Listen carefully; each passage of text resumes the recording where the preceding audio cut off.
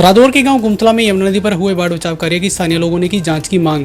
रादौर के गांव गुमथला में यमुना नदी पर किए गए बाढ़ बचाव कार्य पर स्थानीय लोगों ने जांच की मांग की है। स्थानीय निवासी एडवोकेट वरियाम सिंह ने आरोप लगाया कि बाढ़ से बचाव के लिए बनाए गए स्टड यमुना नदी में 1,60,000 क्यूसेक पानी में ही क्षतिग्रस्त हो गए हैं, जो कि बाढ़ बचाव कार्य में लापरवाही को दर्शाता है।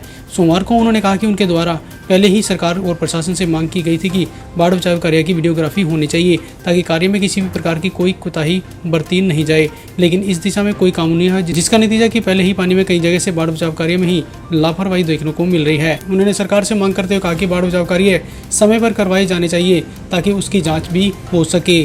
तरह से जंग वाली तारें लगी हुई हैं और किस तरह से तटबंध के पिछली साइडें जो हैं वो बैठ चुकी हैं, तो इससे स्पष्ट होता है कि भी जो बाढ़ बचाव कार्य हैं वह पूर्ण रूप से ठीक तरीके से नियम से कायदे से नहीं किए गए।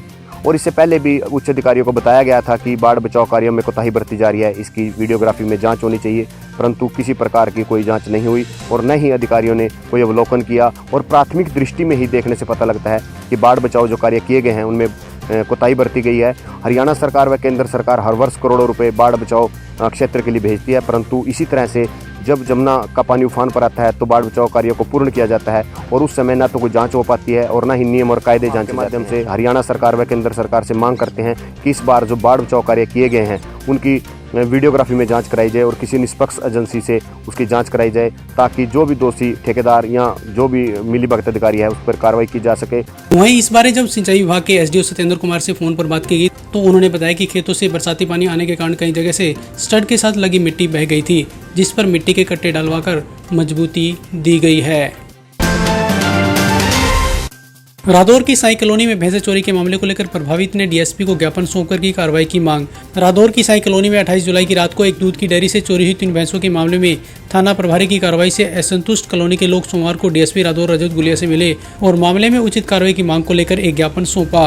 डीएसपी रादौर को सौंपे ज्ञापन में प्रभावित पशुपालक राम कुमार ने बताया कि 28 जुलाई की रात को चोरों ने उसके पशुओं के कमरे से 3 भैंसों को चुरा लिया था, जिसकी सीसीटीवी फुटेज भी उनके द्वारा पुलिस को सौंप दी गई थी, लेकिन आज तक थाना प्रभारी द्वारा इस मामले में कोई ठोस कार्रवाई नहीं की गई है। प्रभावित राम कुमार ने बताया कि डीएसपी ने उन्हें कार्रवाई का आश्वासन दिया है और कहा कि अब इस मामले को सीआईओ को सौंप दिया गया है। जल्द ही आरोपियों की गिरफ्तारी कर चोरी के मामले का खुलासा किया जाएगा। रादौर के गांव तामला में भारतीय किसान यूनियन की बैठक का हुआ आयोजन। बिजली विभाग की मीटर उतारने की कार्रवाई का किया गया विरोध। भारतीय किसान यूनियन की ओर से सोमवार को गांव दामला में एक बैठक का आयोजन किया गया। बैठक में बिजली निगम द्वारा बिजली का बिल अदा न करने वाले किसानों के मीटर उतारे जाने का कड़ा विरोध किया गया। इस अवसर पर जिला अध्यक्ष सुभाष गुर्जर ने कहा कि बिजली बिलों की अदायगी को लेकर बिजली विभाग ने गाँव में जाकर मीटर उतारने का जो अभियान चलाया हुआ है, भारतीय किसान यूनियन उसका कड़ा विरोध करती है और गाँव में किसी भी किसान मजदूर का मीटर उतारने नहीं दिया जाएगा। उन्होंने कहा कि बिजली कर्मचारियों को किसी भी कीमत पर गाँव में घुसने नहीं दिया जाएगा। उन्होंने कहा कि पिछले 8 महीनों से किसान काले कानून की वापसी को लेकर सरकार से लड़ाई लड़ रहे हैं। ऐसे में बिजली अधिकारियों को भी किसानों का साथ देना चाहिए। यदि बिजली विभाग ने यह सिलसिला बंद नहीं किया तो विभाग के किसी भी अधिकारी या कर्मचारी को गांव में घुसने नहीं दिया जाएगा।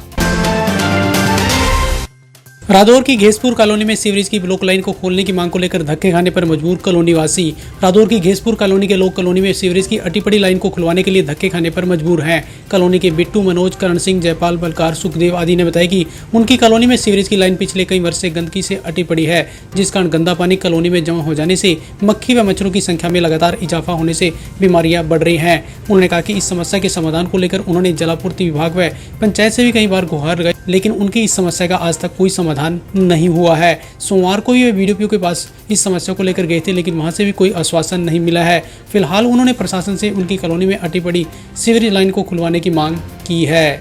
सीवरेज हट रही है, 1.5 साल 6 साल की बात होगी कम से कम। बच्चे परेशान हो रहे, बीमारियों में तो वृद्धि हो रही है, बच्चे शिकार हो रहे, बड़े हो रहे। कोई सुनवाई नहीं है हमारी, कहीं भी सुनवाई नहीं है, ना पंचायत में है ना वीडियो में। सर हमारा वो होना चाहिए जी सुधार, जल्द से जल्द मतलब कार्रवाई होनी चाहिए जी।